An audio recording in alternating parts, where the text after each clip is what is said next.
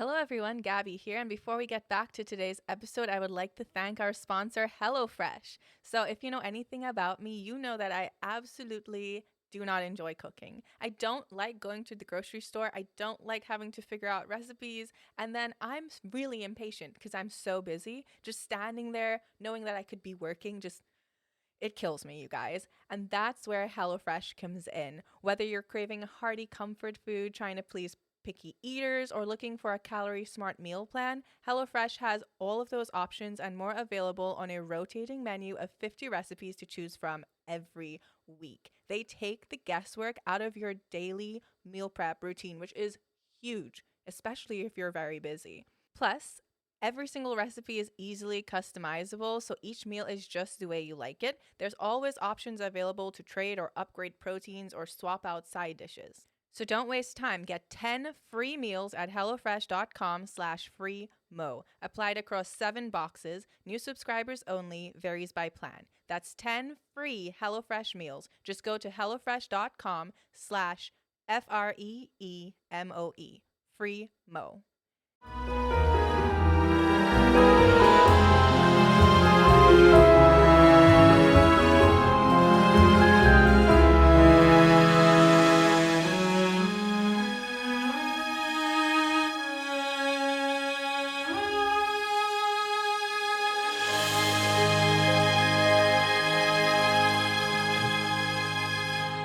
Hello everyone, Gabby here. And I'm Steven Stakui. Hi, I'm back again. And welcome back to the Mystery of Everything podcast. So sorry that this episode is late this week, you guys. It's been a weird week for everyone. Weird isn't a severe understatement considering everything that we've been doing. Do you have any idea how many things launched? For anyone who doesn't follow us on other platforms, holy crap, so many things happened from like the first of the month. And now it's an election today. So yeah. It's been a lot. But this week I literally had no idea what to write about. So I was sitting in my office typing introductions and retyping introductions because I had no episode ideas. So please send me some to Instagram or Patreon. But luckily for you guys, while I was stuck, I got on my phone like everyone does, and I started scrolling through TikTok, and that's when I stumbled across a TikTok talking about a young woman moving out to land in Texas because a man who owns 20 acres is offering for people to go live there for free. So, you know, they might also get a lion and a camel for their little place. I have to ask for clarification because I haven't seen this video that you're talking about. Are they like being given an actual parcel of land or just being allowed to build on it? They're just being allowed to go live there. Well, right now, a lot of people are camping. So they have like water tanks and tents and they're making gardens, a whole lot of stuff. It's almost like a hippie nomad camp. But it's desert right now. So I'm just worried about their water situation because they're going to have to figure that out. But they might get a lion or a camel. And I think that's pretty cool. But there's just a lot of people living out there for free. They're just doing their thing. But then everyone in the comments were like, oh, it's a cult. And I just thought it was cool. I just thought, okay, they're going to garden and live in peace and harmony and they don't have to pay rent. Like, that's brilliant.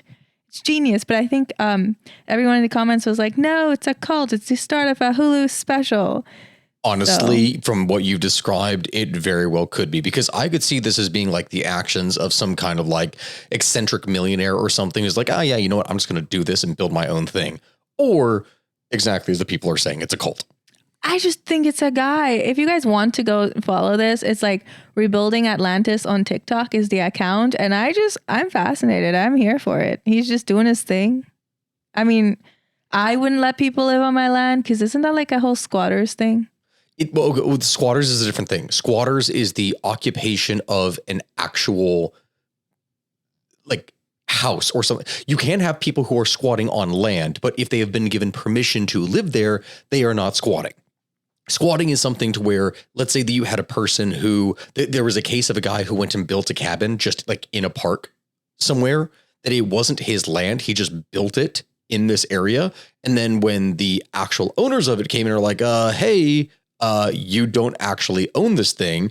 You need to get out of here. Well, he literally had already built a house on the land and then it got destroyed because of it. Because he didn't own it. Okay.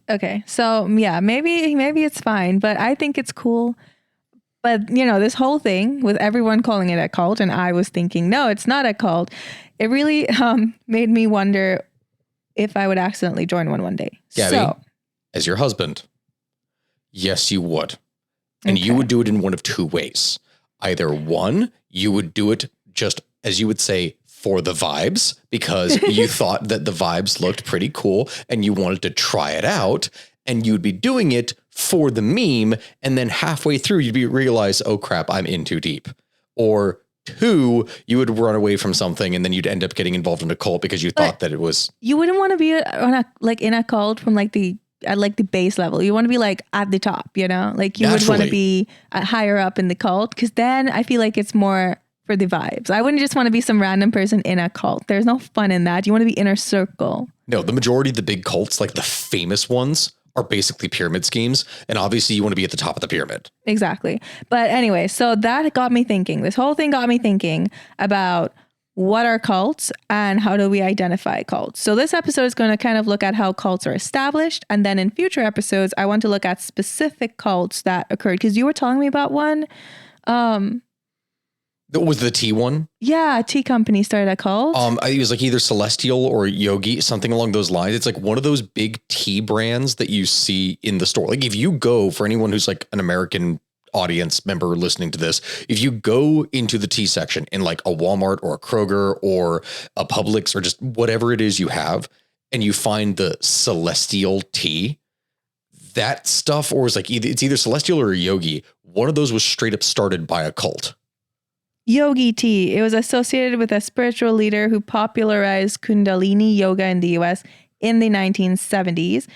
Wow, that's interesting. So we need to do an episode on that. Yeah, I think that'll be one of my next episodes. So yeah, without looking at getting into this, without looking at any actual science or psychology, I just typed how to start a cult in Google. Oh, yeah, that stuff, that's not going to put us on any kind of watch list or anything. Thank you, Gabby. I mean, they won't know it's me. It's just the IP address, so it could be you. Oh, shoot. Considering that's a real possibility, damn it. Yeah. Sorry. I mean, I'm not sorry. Oh, yeah, I hear you now. Okay. Okay. But before we look at the science and psychology behind it, I just wanted to see the base level of starting a cult. So, of course, I found a WikiHow article. So if you guys... At what point in this article did it start talking about blood sacrifice? Was it stage 4 or stage 5? What are we talking here? I think it would be 4.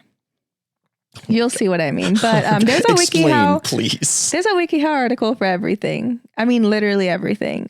Did anyone else use it religiously as a teenager though? WikiHow was one of those things that it's like either it would give you like the best advice whatsoever, or it could be complete, utter, unhinged bullshit. I mean, we're talking like those memes that you would talk about with, Googling something versus Binging something, where it's like Googling, something about suicide because you were actually curious about statistics. And then Google says, oh no, if you're feeling this, please contact this number. And then Bing is just like top 10 ways to off yourself. I love Bing. Oh my God. Okay. So the article began with a section on things you should know about starting a cult. And these were: 1, you center your cult around an obsession that can help and benefit others in the long run, but the help and benefit is optional. 2, organize your cult by, of course, picking a leader, creating rules, finding a place to gather, and then develop a slogan. 3, you need to carefully evangelize about your cult and then gradually grow your membership. And 4, you need to continue to focus on the object of your cult's obsession and how it can benefit others' lives. Again, since it's a cult, you don't have to benefit anyone but yourself. It's more like a placebo effect. It's like if you can give the impression that there is a benefit, then it doesn't have to physically actually be there. But if they think that it is, or if it's something that doesn't affect you now in the physical life, it's all about the afterlife. So you'll see that later with the psychology of it, because you see a lot of the ways that cults control people are kind of the similar patterns that totalitarian, extremist ideology, leaders use. Yes. So there's a reason why when they describe things, and I'm sure that you're going to bring up the term cult of personality. There's a reason why they would have this for so many different, usually communist. So there were obviously the varying different fascist and other ones, but you would see the long reigning different regimes that would build up these cults of personality over time that were basically cults. Yeah. But anyway, all of these WikiHow pointers were reasonable cult-like actions. So disclaimer though, this episode does not condone starting a cult. I just feel like I need to say that. Now, why would you say that? Like, I feel like I'm giving everyone like the steps on how to do it. Just heads up, don't do it. Here you are in our house, giving me high hopes through my Google searches. I know. Is it time to reimagine your future? The right business skills may make a difference in your career. At Capella University, we offer a relevant education that's designed to focus on what you need to know in the business world. We'll teach professional skills to help you pursue your goals, like business management, strategic planning, and effective communication. And you can apply these skills right away. A different future is closer than you think with Capella University. Learn more at capella.edu. This episode is brought to you by Amazon. The holidays are here, and you know what that means. It's time to get your friends and family the gifts they deserve. Take the stress out of shopping with Amazon's great deals and low prices on a huge range of items from toys to tech and much more. Whoever you're gifting for, Amazon has great prices on everything you need this holiday season. Shop Black Friday week starting November 21st. But anyway, the first step in the How to Start a Cult instruction book is pick an obsession and make sure it's something you're passionate about and something that you know a lot about, which makes sense. Anime body pillows. Right. What would the benefit be? Okay, we'll do this in order. Are you lonely? Okay, so step 1, anime body pillows. Step 2, you have to form a group. So every cult needs a leader and rules. And then once all your ground rules and bases are established, you really want to start recruiting. So make sure you have an appealing cult. Okay, so anime body pillows. You're the leader. Okay. What are the rules? What are your rules?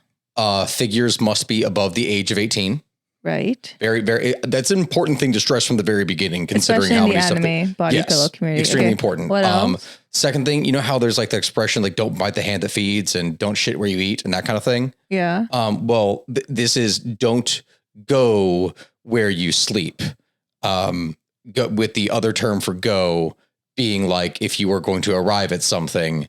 Oh my gosh. Okay. Anyway, so part 3, you need to be cultish. How are you going to be cultish? With your anime body pillows. So similar to a pantheon, right? You have different gods. So this means that there are going to be factions that rise and fall within the cult that are going to be dedicated to specific aspects of different body pillows. You so have are the you ones that going are to be the leader, and you're gonna have to be a leader with like lieutenants under you, but you have to like manipulate each one to create distrust. So like even though they're rising and falling, the constant infighting is going to create enough mystery that the lower tiers of your cult are confused over who is the best waifu. Yes. Well, but also that's how you control them, kind of, and we'll see that in the psychology later. So, okay. And then, of course, you have to ensure everyone behaves appropriately for the cult. Make sure that everyone shares the same fundamental beliefs in the cult's founding values. And a very important part of being a cult is honestly making sure you get noticed by the right people. So maybe hit up some anime conventions. Exactly. And their outlet is their body pillows. So they will always have an outlet. So they're not going to be too wild necessarily. And because everything is going to be recorded, they won't be able to escape because we can just release that. It's really to isolate. It's easy to isolate, I guess, because they choose their waifus. I don't know. Yes. They don't need outside people. 2D is better than 3D. Okay. So you need exposure to the right groups to do this. And word of mouth is probably the best way, as social media can actually lead to more bad PR and press for your cult. So you'll have to like really be smart with it. Okay. So now we know how to start a cult if we so wish. I have to ask you all to please comment with what type of cult you would start. I'm genuinely curious, considering I don't know what people would choose. I would choose a cult for LARP. Like we all go out to the forest and just pretend that we are our characters, and it would be an endless LARP. Like this is your life now. And honestly, it doesn't sound too bad until you realize that everyone would start taking the play fighting to real fighting. And then it'll spiral out of control, leading to an actual war within the real world that causes real life violence. And then maybe we get shut down. But boy, what a way to go. Like, I already know why it's a bad idea, but come on. Doesn't it sound fun? When we started this whole thing, it was supposed to be a cult to Mithras. And instead of the slaying of the bull with the blood dripping over, it was Kool-Aid. But eventually it became actual blood. It got too real. Oh, no.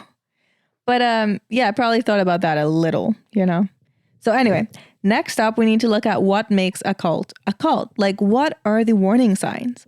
Well, one of the most important parts and the biggest red flag is a very powerful leader who is charismatic and capable of isolating cult members from their family and friends and the rest of society.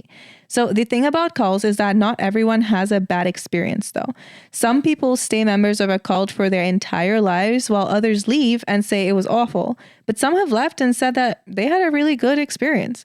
So like everything else, cults can be nuanced, I guess. The thing is, the information we gather from cults can be hard due to the fact that active cult members are isolated and they're less likely to want to talk about their experiences, while former cult members maybe don't want to discuss their previous lifestyle. Plus, people in cults, it's really, really, really, really hard to gauge their happiness levels because they tend to lie and say, oh yeah, we're fulfilled and we're happy and we feel safe. But like, it's part of the belief system that they're specifically supposed to feel the set way and they can't accurately judge what it is that they are truly feeling. Yeah, it's really hard to gather information from cults. So go figure. So how do we recognize these cults? We already talked about the leader, but what about the rules and community that he commands? So Cult Education Institute has a list of warning signs to look out for. These are 1, absolute authoritarianism, wow, that word, without accountability. 2, zero tolerance for criticism or questions. 3, lack of meaningful financial disclosure regarding budget. 4, unreasonable fears about the outside world that often involve evil conspiracies and persecutions. 5, a belief that former followers are always wrong for leaving and there is never a legitimate reason for anyone else to leave. 6, abuse of members. I'm sorry, can I interrupt you right there? Yeah. 5, a belief that former followers are always wrong for leaving. And that there's no reason to leave. Step 6, abuse. I mean, no, some of them are bad. I get it, but it's just the dichotomy of that is kind of hilarious. I know. 7, records, books, articles, or programs documenting the abuses of the leader or group, which, yeah, go figure if you have proof, which is so hard to get in a lot of cases. 8, followers feeling like they're never able to be good enough. 9, a belief that the leader is right at all times. And 10, a belief that the leader is the exclusive means of knowing truth or giving validation. That whole thing about knowing truth and validation, combined with the previous statement, is really, that's got to be one of the strongest things, because the leader is always right. Are they wrong this time? Yes. Okay. But they're not actually wrong. They just changed their stance on it now. So now that new thing that they're saying, that is actually the truth, and they are always right. Yeah. So the thing about a cult, and we get into this much later as well, is that the basis, the truth that they create, the stories that they create, they're so important because since they are the only ones who know what it is, if they create enough mystery surrounding themselves, like let's say they have the leader and then he has his inner circle and then he has the administrative level and then he has the grunt workers, amongst all of those levels, if he creates enough chaos and disorganization and distrust between all of the members, but they're all looking for his specific validation, especially if he's not interacting with the lower members, he's only interacting with his inner circle, there's going to be so much mystery that he can actually fabricate any lie and twist the truth in any way possible. And the lower members will just have to believe it because they still want his validation. But he can literally essentially say whatever. I mean, it is diabolical. Anyway, so the thing is that even though some people know the warning signs of cults, they still find themselves as part of one. So why do people join cults? Well, for starters, some people don't know that they're necessarily joining a cult. Maybe they have mental health problems or they're addicts and they find a group that seems welcoming and understanding of them. And they think to themselves, how can this even be bad?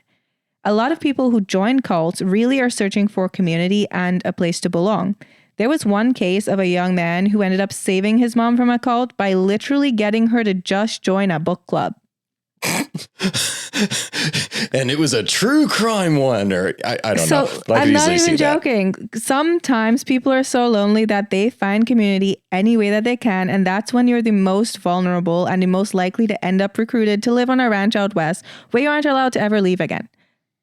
Everybody shush! William Shatner has something to say. Cat and Jethro, box of oddities. What do you do when the woman you love dies? Well, of course, you dig her up and you live with her. Aww. The show examines weird things. There are plenty of old photographs from this time period of children out in the streets playing in and among the dead horse carcasses. Oh, I miss those days. Things used to be so much simpler. Cat and Jethro. Then there's the urine wheel, which sounds like a really bad game show. Thing done weird things. Cat and Jethro, box of oddities. That is really mysterious. Join Kat and Jethro Gilligan Toth for the strange, the bizarre, the unexpected as they lift the lid and cautiously peer inside the Box of Oddities. The Webby Award-winning Box of Oddities podcast from Airwave Media.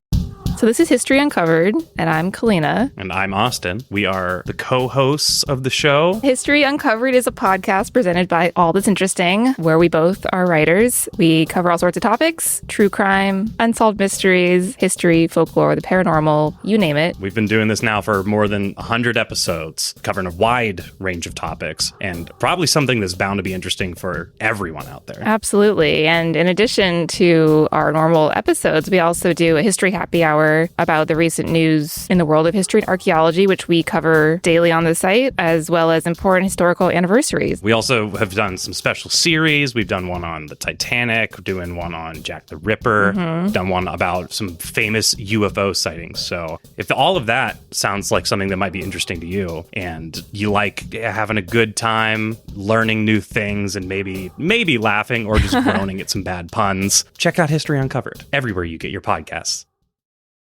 No. So the typical recruitment strategy for cult members usually involves love bombing. And we hear this all the time on social media, but just to, make sure everyone knows what it is, love bombing is showering someone with excessive affection and attention to gain their trust. It may involve excessive compliments, pushes for commitment, grand gestures, constant communication, and creating a false sense of security. It's a form of psychological and emotional abuse that's really hard to spot because the person on the receiving end would have a hard time seeing red flags. So in cult recruitment, this love bombing phase is the point in which the recruited individual really starts to feel safe and welcomed. And if the person is someone that is vulnerable and trying to escape a bad situation, think runaway, drug addict, abused person. When they find a kind, welcoming, open-minded community, love bombing will definitely give them a full sense of security. Just make them comfortable, make them feel like they belong, and then you got them. There's no leaving. You got a follower. They have a place now where they belong, and they're going to defend that because now it's their place. Exactly. And you'll see later on, as even when they realize that it was fake or they were lied to, they still tend to, it's too late. They stay. It's their place now, and they're going to stick with it. It's like when someone has already been called out in a lie, but they're so deep within it that they can't just admit that they're wrong. They have to stick by it. Yeah. In addition, many cults use familial titles to address other members. So even after the love bombing period ends, members may continue to feel as though they belong due to the bonds that they already formed in the community.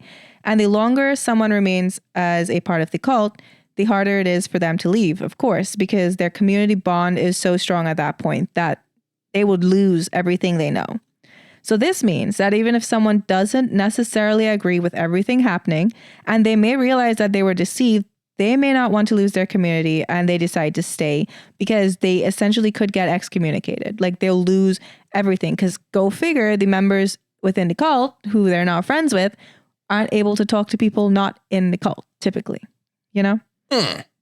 So in addition, if the community is religious, they may feel closer to whatever deity or salvation that they seek.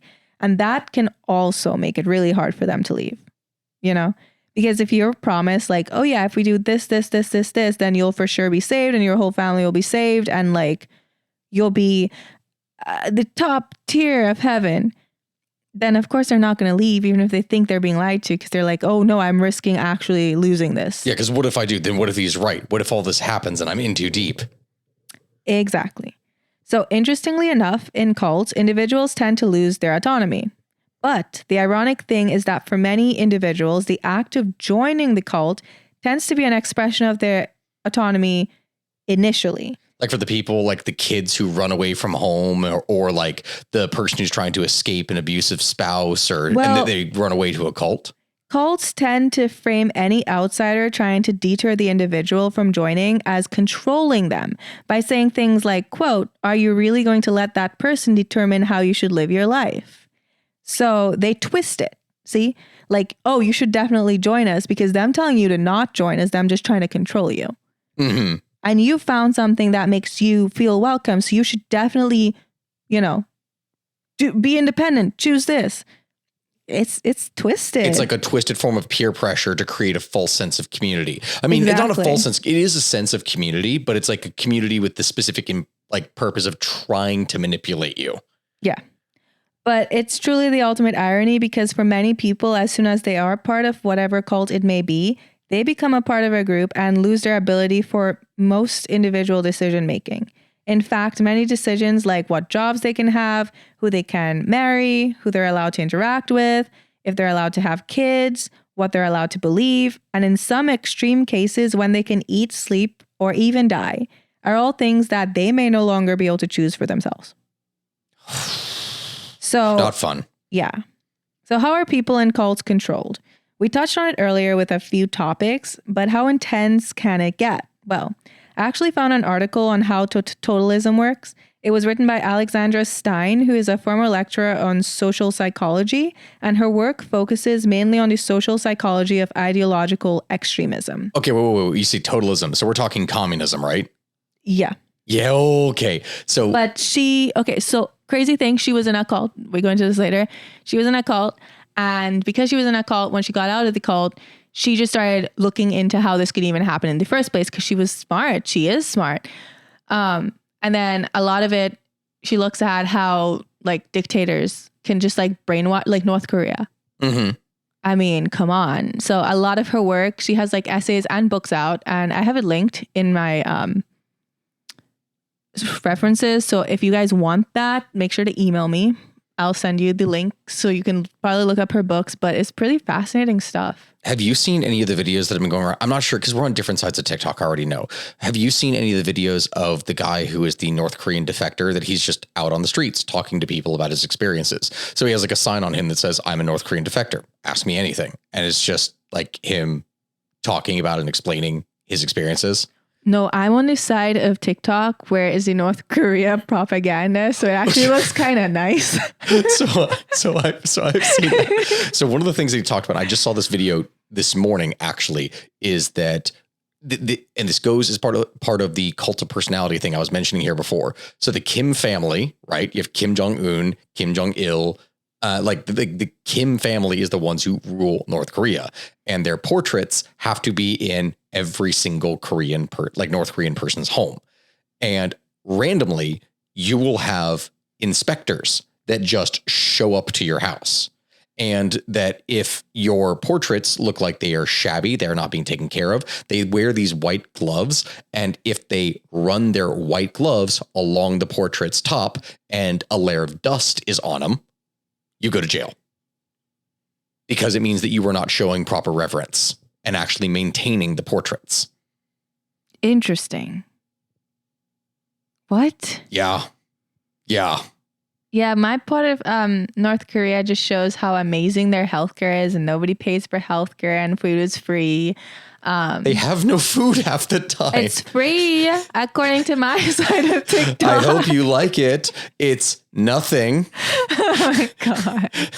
But no, I'm not even joking. I don't know how I ended up on North Korea propaganda TikTok, but I think it's because I always watch the video because I want to read the comments. So I'm giving it watch time. So the algorithm thinks, hey, no, she definitely loves North Korea. Have you seen the ones where they show in North Korea, we have McDonald's, but it's better, and it's McDonald's, but it's a 5-star fucking restaurant? Yeah. Like, for anyone who has not seen what I'm talking about, they show their McDonald's, and it looks like it's a McDonald's, but then they seat you at an actual fancy table covered in a white cloth with like 30 different portions of food and all these other things that are very clearly not McDonald's. It's a fancy restaurant. And the people who are there look confused as fuck. Like they're like, wait, am I supposed to be eating this right now? Yeah. Like they're very clearly actors, not people. There's also that pop up on my page that are just like, this person visiting North Korea is filming, and I don't know if it's real. I don't think it's legit because that's so dangerous. But like, if it is real, that's crazy. Like, why would you do that? Why would you if you're hearing this, why would you do that? Haven't they killed people? Oh yeah, they have. For less? There was a guy who he touched something, right, and got beaten. Was that North Korea? Apparently, according to the North Korean authorities, he tried to steal a cloth from North Korea, like something that had like a poster, basically. Okay. And that in doing so, that was a horrible violation. He was tortured in prison, begged for forgiveness publicly, like talked about how horrible his upbringing was, how bad the United States was, all this other stuff, basically begging for his life. And he ends up dying.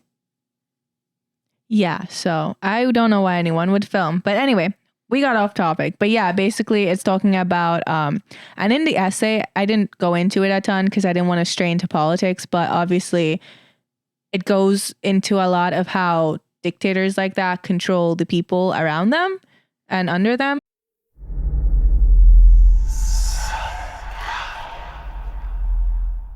Hey y'all, spooky season is here. And if you're looking for a show to whet your appetite for a little haunted history, then I'd like to invite you to check out Southern Gothic, a chart-topping history podcast that explores some of the most infamous legends, folklore, ghost stories, and hauntings of the American South. We've covered all sorts of stuff from the Bell Witch of Tennessee to the disappearance of the Confederate submarine, the H.L. Hunley, not to mention our deep dives into the local lore of some of America's oldest and most haunted cities, like New Orleans, Charleston, and St. Augustine. So, if you're ready for a little good old-fashioned Halloween storytelling with a commitment to quality historical research, then be sure to check out Southern Gothic today. It's available now on all your favorite podcast apps. Throughout history, royals across the world were notorious for incest. They married their own relatives in order to consolidate power and keep their blood blue. But they were oblivious to the havoc all this inbreeding was having on the health of their offspring. From Egyptian pharaohs marrying their own sisters to the Habsburgs' notoriously oversized lower jaws, I explore the most shocking incestuous relationships and tragically inbred individuals in royal history. And that's just episode 1. On the History Tea Time podcast, I profile remarkable queens and LGBTQ+ royals, explore royal family trees, and delve into women's medical history and other fascinating topics. I'm Lindsay Holiday, and I'm spilling the tea on history. Join me every Tuesday for new episodes of the History Tea Time podcast, wherever fine podcasts are enjoyed. Yeah. Okay, so Alexandra Stein began her research in 1999 on the topic after she got out of a Marxist-Leninist group where her entire life was completely controlled by the group's leader. So the interesting thing is she had no idea who the group's leader was, even though he was the one who dictated everything about her life, including how she dressed, who she dated, and if she was allowed to have children or not. All of his instructions were passed to her on paper that was delivered to her by her contact, and she had to do what he said. Like, no questions asked. So the thing is, as we said earlier, people who join cults sometimes have no idea that they're joining a cult. And that's the case for the writer. She joined a group called the Organization, the O, thinking that she would be contributing to their social justice goal, which is something she cared deeply about because of how she was raised. She cared deeply about social issues and she just wanted to help.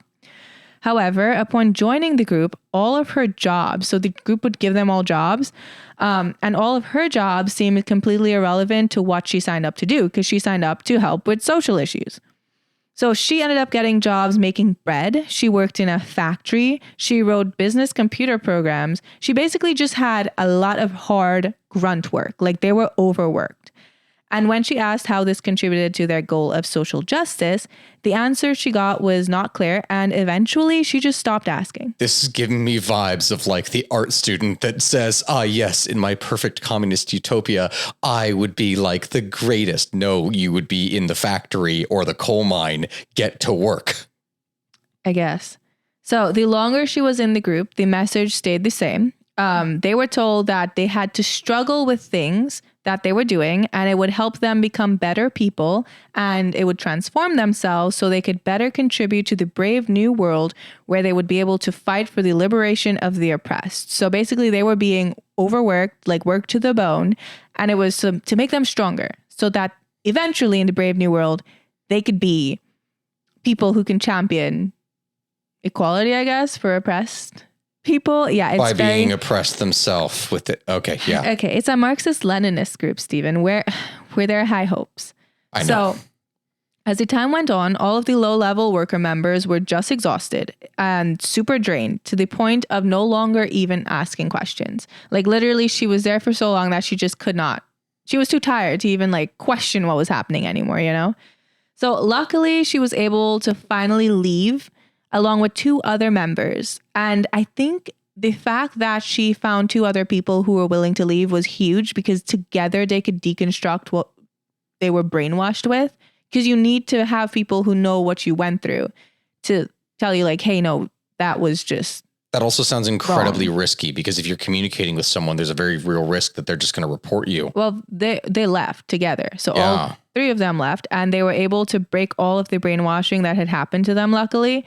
And that's like how many books about cults and a lot of studies into ideological extremism actually began being done by this author because her friends forced her to like go to college and she started studying under people who were like in concentration camps. She got a lot of like good education and just really researched a lot more cults to just see the psychology of how that could even happen in the first place. So at the time she was 26 years old, she was intelligent and she actually got recruited into that cult at a food co-op of all things. Considering how her first task was making bread and this other menial work, agro Marxist Leninism. Yeah, I guess, but I don't know. That's just such an unlikely place for me. I feel like if you were to get recruited, it would be at, I don't know, some seedy bar. I mean, Gabby, a food co-op specifically for a person to target people that are very interested in social issues and social justice. That is probably where you would actually find them. Maybe. So the thing is, the group's leader used an exclusive belief system to isolate each individual and control them. The power of loneliness and isolation is an efficient tool in breaking the average person. One of her professors actually survived a concentration camp as a teenager, and in his lectures, he focused on why people become passive in the face of totalitarianism due to the power of induced powerlessness. So, like, they feel powerless and they just cannot fight back, you know? Mm-hmm. So the quote is, if the situation is strong and isolating enough without any clear escape route, then the average person can cave into the traumatizing pressures of brainwashing. So they just feel crushed and they can't even think. So they know what's reality. Yes. But they still can't even think about it or process it because what's happening to them is so traumatic. Yeah. So a lot of cults rely heavily on the type of psychology found in the conformity experiments of the 1950s. So we all know the Stanford prison experiment, but in this one, a social psychologist named Solomon Asch, he demonstrated that 75% of participants, when faced with obviously inaccurate information, would deny clear evidence before their own eyes before they dared to disagree with the majority opinion. But if just one person was brave enough to disagree with the majority and the seed of doubt entered like the entire situation, the conformity effect almost completely disintegrates. So unfortunately, the devil's advocates are kind of important. It's all a house of cards. And it's like, if you can't actually test something, you don't know if it's brick and mortar or a literal house of cards that could See, fall you apart. would never get into a cult because you never can shut the fuck up. No, you've already told. How many times do we go into a situation and you're either kicking my ankle or Under the pinching me table. to shut up? Yeah, we'll be having a conversation and he's like, well, actually from this, shut up. Shut up. I'm sorry. But like, please, you'd be terrible at a cult. Actually, you'd be good at running one, but you'd be like actually bad at being in one. No, because I reveal too much information. So you know how they do the whole thing to isolate people with information and everything? I would be the guy who's like, yeah, like this probably is not going to happen, but. Yeah. So a lot of cult leaders are aware of the social aspects of how to control people. They understand the power someone with enough influence can have. And so extreme totalism can happen because most people cannot recognize the controlling methods of totalism.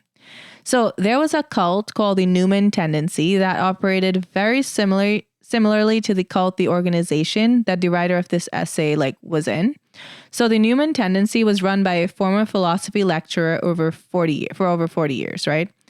In this specific cult members, they were brought in through different recruiting routes, but then they all had to enter therapy and then they all had to end up working for the cult. But the thing is, they had to pay for the therapy. Like the therapy was mandatory. They had to pay for it, which is crazy. They became therapy serfs, basically. Yeah. And then they had to move into shared apartments. They got isolated from their outside friends and relations, and they had to practice what was called friendosexuality, where they were set up. What? Yeah, so they were set up in casual relationships. The money of all of the members was taken, and then very few women were allowed to have babies. Like most women were forced to have abortions. So wait. That's okay. That's messed up in the first place, but I'm still kind of confused about the whole friendosexuality. So it's not like that previous situation, which you're told, okay, this is going to be your partner and setting people up for like marriage. It's like the whole purpose or idea behind it that if they're all casual with each other, that there's no way that a proper bond can be formed, which would weaken. I have no clue, my guy. But God, I'm confused. They do a little hooking up as a treat is what I'd imagine, So the cults, the organization, and the Newman Tendency, they all both fit the 5 features of a totalist system. So 1, they had the charismatic and authoritarian leader. 2, this leader, he ruled over a very isolating and hierarchical structure. There are some groups that interact with the outside world, but the isolating structure is important because the levels of hierarchy separating the leader from the lowest members is a key factor. So the mystery of the leader makes them seem even more powerful than they are. And in the Newman cult, the inner circle was actually a set of women known as the wives, which, he would sleep with. And they were the most powerful and they were essentially in charge of things. They were his lieutenant. And then below this level, there were the lifers. So they did social therapy and a lot of the administrative work. And then below this level were the lowest levels that did a lot of the grunt work, essentially. So in this hierarchy, it creates a very isolating structure. You don't necessarily know what's happening in the level above you, which can cause a whole lot of distrust and everything. It's just conflicting. You could see how that would be because you're not allowed to interact with the outside world. This is what you belong to, but you don't even know what's happening.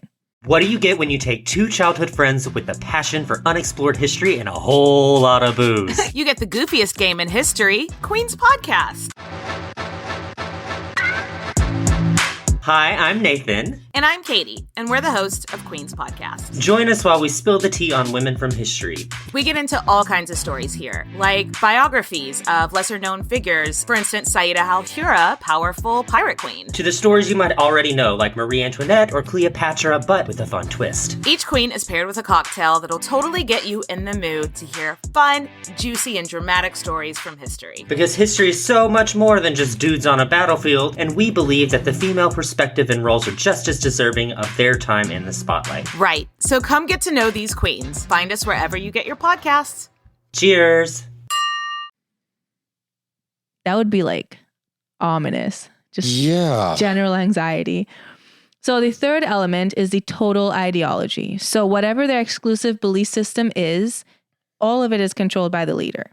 This ideology is dangerous because it creates such a web of lies and complexity that, assisted by the layers of hierarchy, that many people won't be able to see the real truth about what's happening in the cult, which is very similar to things like accounts from North Korea by Yeonmi Park, who described believing that children are king while simultaneously witnessing starving children every day. So Yeonmi Park is someone who escaped North Korea with her mom. And the things that she describes, like, go look it up. Like, she can see with her own eyes what was happening, but because she was taught those beliefs her whole life, like, oh yeah, children are the most important, we always take care of them, even though she can look at the starving children, she still held a belief that no, they're all taken care of.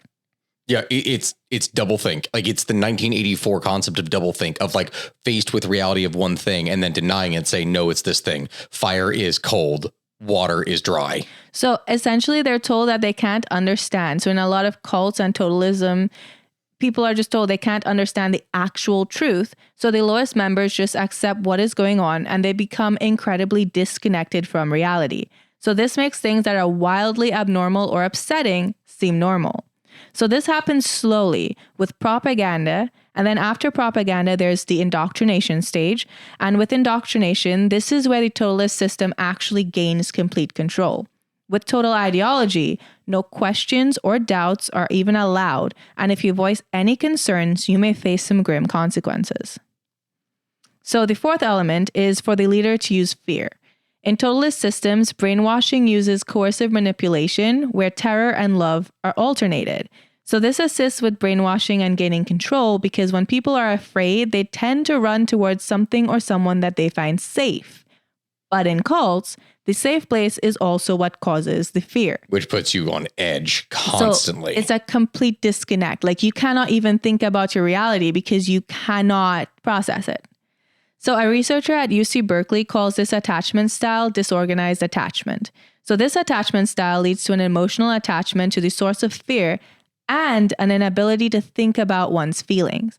It's really confusing because your source of comfort isn't comforting, which causes you to lose the ability to process what you're feeling, and you just kind of have to accept what's going on to cope. It's like a permanent state of Stockholm syndrome. Yeah, so this traumatic state prevents the affected person from being able to problem solve anything to get to safety. The worst part is that this is the same type of thing we find in domestic violence cases, Stockholm syndrome cases, and even human trafficking cases.